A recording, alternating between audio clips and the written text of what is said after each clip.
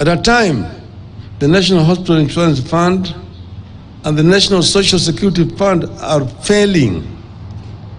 Ruto is telling Kenyans to forgo 3% of their salaries and deposit it into some fantasy called housing levy. Nobody knows where it is housed. The government cannot agree whether it is a tax or an investment. Nobody knows how government became an investment advisor to Kenyans. They ignore concerns by employers and employees that many pay lip services. That many pay slips are already overwhelmed by deductions, loans, and lack of pay rise. They ignore concerns that this tax will increase business operating costs and force farms to relocate. Already some farms are relocating merely because of the high cost of energy in this country. It is cheaper to manufacture in Egypt and export back to Kenya. Look at the arrogance with which they want to raise turnover tax for businesses from the current 1% to 3%. They are targeting small businesses by reducing turnover of taxable businesses from Kenya shillings 1 million to 500,000.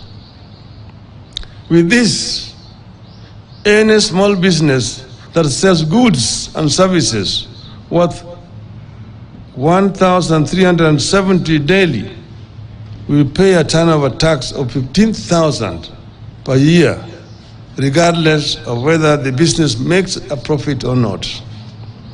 That sounds like a memo on how to kill businesses and the economy.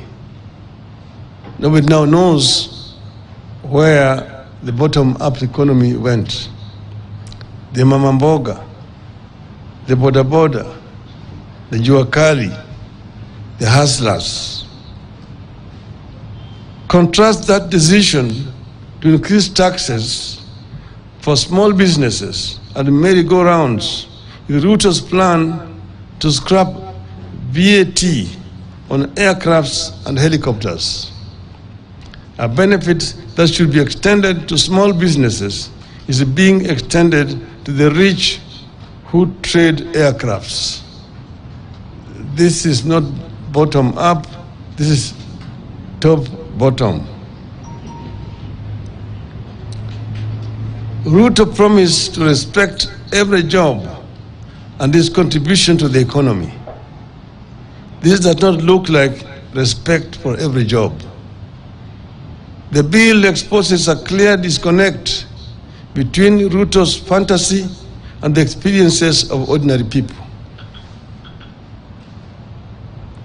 Hardworking people, like youth seeking to make a living as content creators and social media influencers for fun, fame, and money, are being slapped with a punitive 15% withholding tax.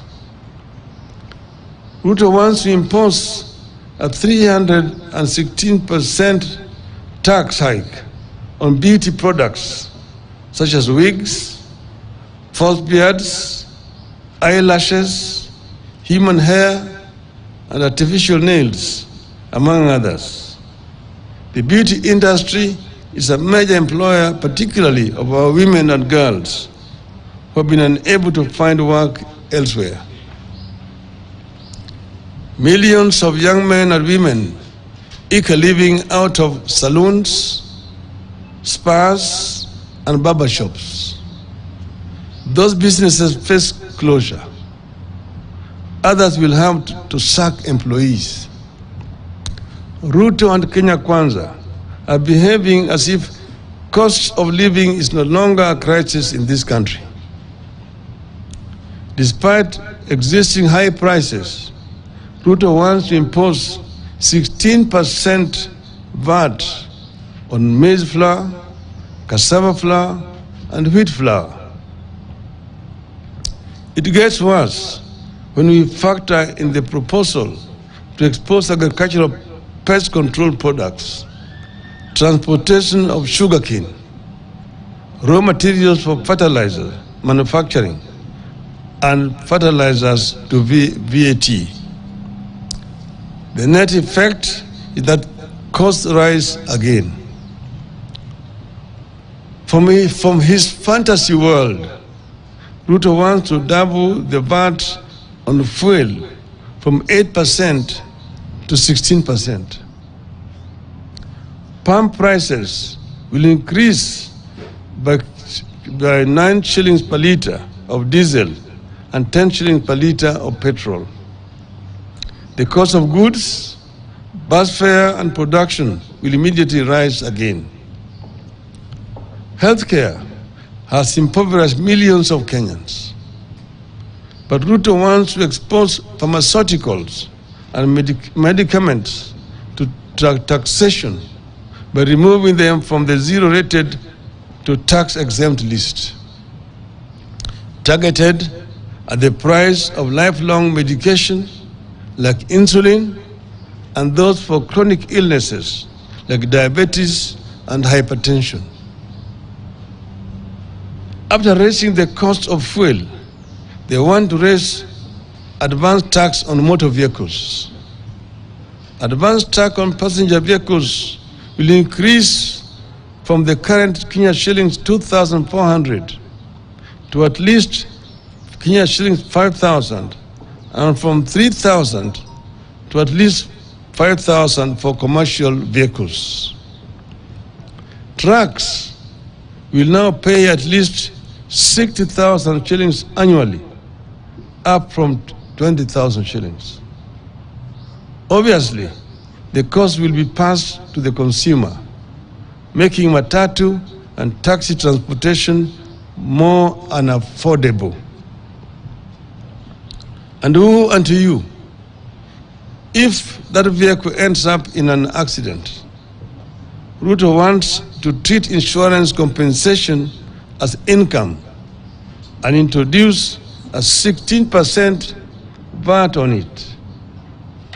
Insurance compensation will no longer be seen as compensation of what was lost. My car had an accident. The insurance company sends an assessor, assesses the extent of damage, which most of the times is under assessment. I'm paid compensation to go and repair my car. I have to pay a tax on that compensation. This I don't know what kind of arithmetic it is. It is the same story with per diems, mileage and travel allowance of public officers. Per diem will now be treated as an income and attract a 30% income tax. I used to be a civil servant, and per diems were based on the costs of living in the country you are traveling to. That's why it differed from Tokyo, Oslo, New York, Accra, Cairo, and so on. And whatever you did not use, you are required to retire on return. Now it is an income that you must pay 30% on. You could go on, and it will be tax after tax. Looking at the proposals, one cannot help asking, what planet does Ruto live on? Does he understand what Kenyans are going through? Let me turn briefly to the question of how did we find ourselves here? The official lie is that Kenya Kwanza inherited a broke country. The truth is, the cash crunch has been caused by economic mismanagement, wasteful spending, corruption, and the hiring of incompetent personnel. This worsening economic situation have been manufactured in State House and the office of the President in the last 8 or so months. Government's own data indicates that contrary to what Ruto promised and what he is saying, borrowing has gone up instead of coming down. But strangely, the cash crunch continues. In September 2022, when Uhuru Kenyatta officially handed over to Ruto, Kenya's total debt was 8.701 trillion. I repeat, 8.701 trillion. Of this, 4.33 trillion was external debt, while 4.366 was domestic debt. As at March 2023, that is in 6 months after Ruto took over, Kenya's debt rose from 8.701 trillion to 9.390 trillion. Our debt rose by 689 billion shillings in 6 months under Ruto. 689. External debt, which stood at 4.33 trillion in September of 2022, rose to Kenya shillings 4.851 trillion in March this year. Domestic debt rose from 4.36 trillion in September 2022 to 4.539 in March 2023. We can go further back to the year 2021. Between September 2021 to March 2022, that a comparable period, our debt rose by 405 billion, from 7.96 trillion to 8.401 trillion. External debt was at 4.209 trillion, while domestic debt stood at 4.192 trillion. This was the time Kenya was struggling with the impacts of COVID-19, including implementation of subsidies and the emerging war in Ukraine. But our total debt was still lower than what Ruto has incurred in 6 months' time. Kenya Kwanza has borrowed more than any other regime. They have removed subsidies, raised taxes, but the cash crunch has continued. They cannot pay salaries. They cannot disburse money to schools. They cannot disburse money to counties. They cannot disburse money to the elderly. They cannot finance the National Hospital Insurance Fund. And nearly all major infrastructure projects have stalled. Where is the money going? It is being stolen and being spent on wrong priorities to massage Ruto's ego. And that is not all. Quietly, Ruto is trying to change the country's debt ceiling from the current absolute number of Kenya shilling 10 trillion to a moving number of 55% of GDP. And right now they are trying to bring amendment in Parliament that will remove the parliamentary authority to sanction increase of debt. The debt level is already 60% of the GDP. To beat that violation of the law, Ruto wants to force an amendment to the Public Finance Act to allow the National Treasury and not Parliament to set new debt ceiling. Which is why we are calling on Kenyans to reject excess taxation to finance wasteful expenditure. It is urgent that we bring Ruto back to earth because he lives on another planet.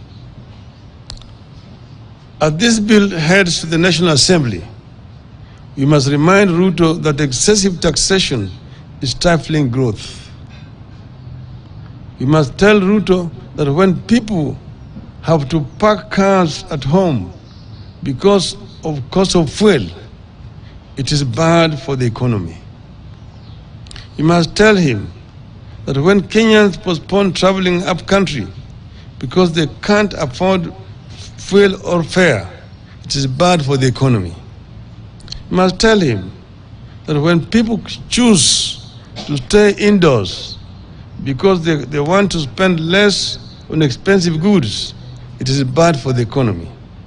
And we must tell him that these things are happening now here in this country. Rather than burden Kenyans, we want Ruto to undertake the following. 1. Stop duplication of county roles and responsibilities.